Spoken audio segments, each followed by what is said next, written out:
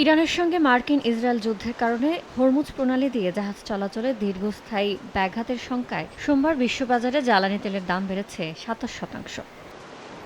এদিন সকালে প্রতি ব্যারেল ব্রেন্ট ক্রুডের দাম ওঠে $১১৫। ওয়েস্ট টেক্সাস ইন্টারমিডিয়েটের দামও থাকে ব্যারেলে $১১৫। বাজার বিশ্লেষকরা বলছেন, মধ্যপ্রাচ্য থেকে জ্বালানি সরবরাহে বড় ধরনের ব্যাঘাত বিশ্বজুড়ে গ্রাহক এবং ব্যবসার জন্য দাম বাড়ার হুমকি দিচ্ছে। মার্চের শেষ পর্যন্ত যদি হরমুজ প্রণালী বন্ধ থাকে, তাহলে প্রতি ব্যারেল তেলের দাম $১৫০ উপরে উঠে যাবে বলে ধারণা তাদের।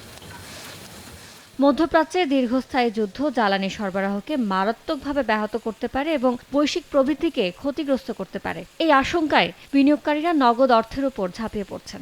এতে মান বাড়ছে ডলারের, বিপরীতে ১% পড়ে গেছে ইউরো ও স্টার্লিংয়ের মান।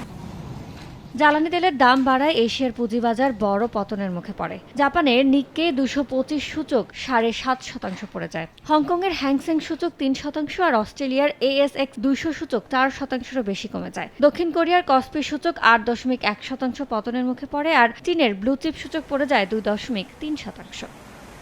ইয়ানুর শিফাত, সময় সংবাদ।